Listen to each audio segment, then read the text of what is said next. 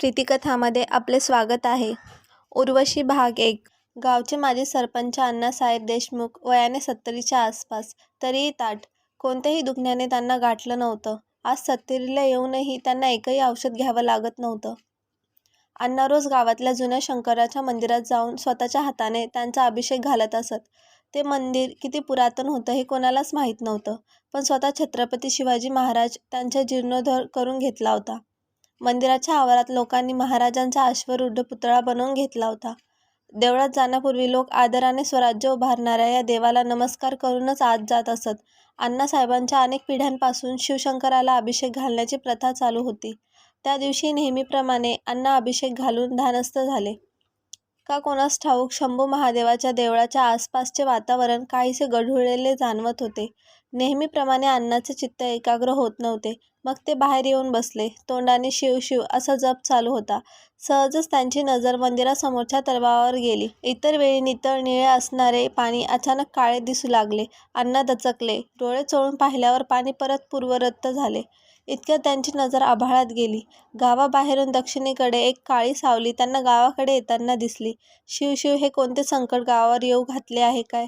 काय सुचवतो आहेस देवा? त्यांच्या तोंडातून बाहेर पडले. इतक्यात शेताकडे जाणारा शिरपा गाभाऱ्यातून दर्शन घेऊन बाहेर पडला. राम राम अण्णासाहेब, काय म्हणता? बरे हात ना? आज काय आजारी असल्यावाने दिसता जणू. शिरपा अण्णासाहेबांच्या चेहऱ्याकडे पाहून म्हणाला. शिरपाकडे पाहून अण्णा म्हणाले, शिरपा, गावावर मोठं संकट येऊन घातलंय. शंभू दाखवतोय मला. काहीतरी वाईट येणार गावात, जे देवालाही भारी पडणार. नीट काही कळत नाही, पण मोठा धोका आहे हे नक्की. शिरपा हसून म्हणाला, अव अण्णासाहेब नवे सरपंच आहेत ना, त्यांनी गावचा विकास की काय म्हणतात ते करायचं ठरवले काय? आपलं गाव म्हणे एका संस्थेने दत्तक घेतलं आहे. ते लोक आज येणार आहेत. पर बघा ना, नेमका आजचा दिवस निवडला. आज अवसा आहे, पण आपले नवीन सरपंच कुठे मानतात काय? चला निघतो म्या.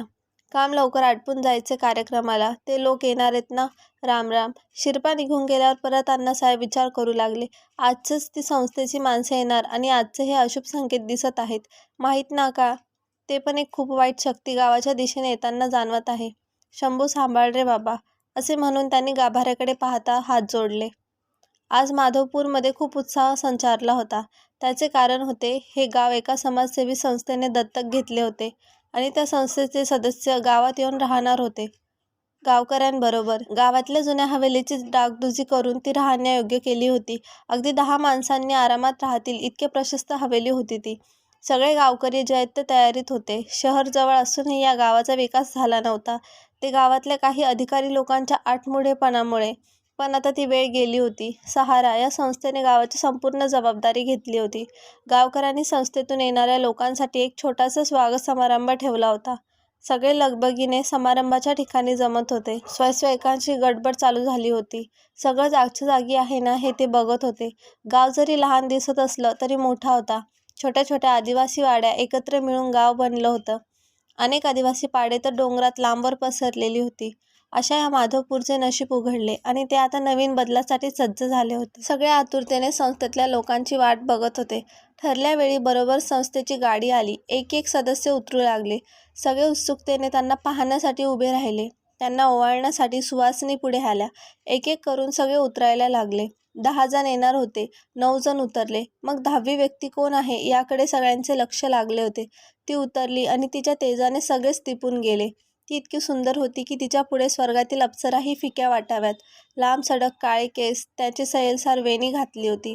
दुधासारखा गोरा रंग, गुलाबी ओठ, पांढऱ्या शुभ्र दंतपंगती, टपोरे काळेभोर डोळे, मध्यम उंची, आखीव रेखीव बांधा. काय नव्हतं तिच्यात? ती म्हणजे मूर्तिमत सौंदर्य होतं. तिने अगदी साधी पांढरी सुती साडी नेसली होती. तिच्या चेहऱ्यावर मंद हसू होते. सगळे तिच्या सौंदर्याने जणू मंत्रमुग्ध झाले होते. कोणालाच पुढे काय करायचे हे सुचत नव्हते. मग तिनेच हसून विचारले, कार्यक्रमाला सुरुवात करायची ना?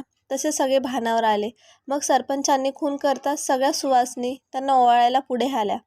त्यांना नम्रपणे नकार देऊन ते 6 जण व्यासपीठाच्या दिशेने गेले. सरपंच आबा पाटलांनी सर्वांचे पुष्पगुच्छ देऊन स्वागत केले. सर्व गावकऱ्यांनी टाळ्या वाजवल्या. मग सरपंच बोलायला उभे राहिले. नमस्कार लोकहो, आपण सगळेजण खूप भाग्यवान आहोत की आपण माधवपूर गावचे रहिवासी आहोत. आपल्या गावाला अतिशय उज्ज्वल इतिहास लाभला आहे. आपल्या गावचा माधव निंबाळकर यांनी छत्रपती शिवाजी महाराजांच्या फौजेत फार मोलाची कामगिरी बजावली होती. त्यांच्या नावावरूनच आपल्या गावाला माधवपूर नाव पडले. मधल्या काळात गावातल्या काही लोकांच्या आपापसातल्या राजकारणामुळे या गावाचा विकास खुंटला होता. परंतु आता असे होणार नाही. मागल्या वेळेस जेव्हा मी शहरात गेलो होतो तेव्हा योगायोगानेच मला उर्वशीबाई भेटल्या आणि आपल्या गावाबद्दल ऐकताच त्यांनी गावचा विकास करायची इच्छा बोलून दाखवली. मग काय, शुभस्य शीघ्रम, लगेच हो म्हणून मोकळा झालो. गावातल्या लोकांनीही खूप उत्साह दाखवला. म्हणून प्रथम मी गावातल्या लोकांचे कौतुक करतो आणि आपल्या गावाविषयी काय योजना आहेत हे सांगायची मी उर्वशीबाईंना विनंती करतो, असे म्हणून टाळ्यांच्या गजरात सरपंच बसले. मग उर्वशीबाई बोलायला उठल्या. नमस्कार. सरपंच साहेबांनी सांगितल्याप्रमाणे या गावाचा विकास करायचे आहे आम्ही ठरवले. हा विकास 3 टप्प्यांमध्ये होईल. प्रथम आपण शेतीला प्राधान्य देऊ. आमच्या संस्थेने काढलेल्या माहितीनुसार या गावात शेती आणि बागायती हा प्रमुख व्यवसाय आहे. जवळजवळ 90% लोकांची रोजीरोटी या शेतीवरच अवलंबून आहे. या गावात आजही शेती पारंपरिक पद्धतीने केली जाते. ती अर्थातच चांगली आहे, परंतु कष्टाचीही आहे. आपण सर्वप्रथम गावातल्या नदीला बांध घालून अडवणार आहोत आणि जेणेकरून शेतीसाठी लागणारे पाणी सहज उपलब्ध होईल. आम्ही पाहिले आहे की शेतीसाठी लागणारे पाणी शेतकरी किती कष्टाने आणतात ते. आपण एका जागी ते पाणी जमा करून इलेक्ट्रिक पंपाद्वारे सगळ्या शेतकऱ्यांपर्यंत पोहोचवू शकतो. त्यासाठी प्रत्येकाच्या शेतात आपण टाक्या बांधणार आहोत, जेणेकरून शेती आणि बागायतीला पाणी देणे सोपे होईल. मग शेतीसाठी लागणारी आधुनिक साधने आपण पुरवणार आहोत, ज्यामुळे शेती करणे सोपे होईल. तसेच आपण उत्तम प्रतीचे बियाणे, खते, पिकांवर फवारणीची औषधेही पुरवणार आहोत. आपल्याकडे निरनिराळे तज्ज्ञ येऊन आपल्याला वेळोवेळी मार्गदर्शन करतील. इतकंच नाही तर आपल्या शेतमालाला, फळांना योग्य ती बाजारपेठ मिळवून देऊन गावातल्या लोकांचा जास्तीत जास्त फायदा कसा होईल हे आम्ही पाहू. अन्नधान्य, कडधान्य, फळे याचबरोबर आजच्या काळात फुलांच्या शेतीलाही अनन्यसाधारण महत्त्व प्राप्त झाले आहे. देवळातून देवासाठी, लग्न समारंभ आणि इतर शुभकार्यांमध्ये सजावटीसाठी फुलांना अतिशय महत्त्व आहे. फुलांपासून उत्तरेही बनवतात. मग आपण फुलांची शेती कशी करायची यासाठी शेतकऱ्यांना मार्गदर्शन करू. शेती तर महत्त्वाची आहेच, त्याचबरोबर महत्त्वाची आहे गावची स्वच्छता. हा विषय आपण आपल्या पहिल्या टप्प्यात घेऊया. गावात स्वच्छता अभियान राबवून कचऱ्यापासून खत तयार करूया. त्याचा फायदा शेती आणि फळबागांनाही होईल. तसेच सार्वजनिक शौचालयही बांधूया, जेणेकरून गावच्या स्वच्छतेत हातभार लागेल. गावातल्या कलाकार मुलांना आपण भिंतीवर चित्रे काढायला सांगू, जेणेकरून आपला गाव स्वच्छ व सुंदर दिसेल. या गावात अनेक आदिवासी वाड्या आहेत. त्यांचे वेगळे असे स्वयंपूर्ण जग आहे. ते बाहेरच्या जगापासून अलिप्त आहेत. आपण त्यांनाही आपल्यात घेऊन बाहेरच्या जगाची ओळख करून देऊ. त्यांच्या अंगातील विविध कलागुणांना वाव देऊन त्यांनी बनवलेल्या वस्तूंना बाजारपेठ उपलब्ध करून देऊ. त्यांच्या मुलांना आपल्या मुलांमध्ये घेऊन त्यांना शिक्षणाचे महत्त्व पटवून देऊ. आदिवासी लोकांच्या मेंढीपालन, कुक्कुटपालन व्यवसायाला चालना देऊन त्यांना आर्थिक मदत करू. आदिवासी पाड्यांमध्ये पाण्याची टंचाई आहे. त्यांच्या स्त्रिया दूरवरून पाणी वाहून आणतात. त्याच्यासाठी विहिरी तसेच बोअरवेल खोदण्याची सोय करू. उर्वशी नावाप्रमाणे सुंदर होती. तिचा आवाजही मंत्रमुग्ध करणारा होता. एखाद्या मृदा पटवून देण्यात तिचा हातखंडा होता. त्यामुळे साहजिकच तिचं बोलणं ऐकून लोक भारावून गेले होते. तिची योजना ऐकताच सर्वांनी टाळ्यांचा कडकडाट केला. ती गोड हसून म्हणाली, अरे अरे, अजून माझं बोलणं पूर्ण झालं नाही. दुसरा टप्पा असेल आपल्या गावातील मुले, ज्यांना प्राथमिक शिक्षण इथेच मिळते, पण पुढील शिक्षणासाठी त्यांना बसनी प्रवास करून शहरात जावं लागतं. या गावात कितीतरी महिला अशा आहेत की ज्यांना शिकण्याची इच्छा आहे, परंतु त्या घरातील जबाबदाऱ्यांमुळे बाहेर पडू शकत नाहीत. मग आपण या सर्वांच्या शिक्षणाची सोय इथे गावातच करणार आहोत. आपल्या माननीय सरपंच साहेबांनी मोठ्या मनाने गावाबाहेरची विवादास्पद जागा आपल्या शाळेची इमारत उभी करण्यासाठी दिली आहे. तिकडेही लवकरच इमारतीचं बांधकाम सुरू होईल. आपण शहरातून चांगले शिक्षक बोलवू. महिलांसाठी रात्रीचे वर्गही चालू करू, जेणेकरून शिकण्याची इच्छा असलेल्या महिला शिकू शकतील. महिलांच्या विकासासाठी आमची संस्था बांधील आहे. इथे फक्त पुस्तकी ज्ञानच मिळणार नाही, तर ज्या महिलांनी स्वतःचा छोटा व्यवसाय सुरू करायचा असेल तर त्यांनाही मदत केली जाईल. त्यांना आवश्यक ते व्यावसायिक शिक्षण दिले जाईल. जसे पापड, लोणचे बनवणे. इथे आंब्याच्या अनेक आमराया आहेत. आंब्यापासून तसेच इतरही फळांपासून जॅम, लोणची आणि इतर टिकाऊ उत्पादने बनवण्याचे प्रशिक्षण आपण महिलांना देऊ. तसेच ज्या महिलांनी शिवणकाम, विणकाम, भरतकाम याची आवड असेल त्यांनाही मदत करून त्यांना विक्रीसाठी बाजारपेठ उपलब्ध करू. कशी होईल याकडून जातीन लक्ष दिले जाईल. उर्वशी जरा वेळ थांबली. आपल्या बोलण्याचा लोकांवर काय परिणाम झाला हे पाहण्यासाठी. लोक तिच्या बोलण्याने भारावून गेले होते. तिने पुढे सुरुवात केली. थोडक्यात आपण हे गाव स्वयंपूर्ण कसे होईल याकडे लक्ष देणार आहोत. आता तिसरा टप्पा, याविषयी मी आत्ताच बोलणार नाही, ते वेळ आल्यावरच जाहीर करेन. मी जे बोलले त्याबद्दल आपल्या सर्वांच्या मनात काही शंका असल्यास नक्की विचारा. आपण आपले गाव आमच्या ताब्यात देत आहात, त्यामुळे आपल्या सर्व प्रश्नांची उत्तरे देण्यास आम्ही बांधील आहोत.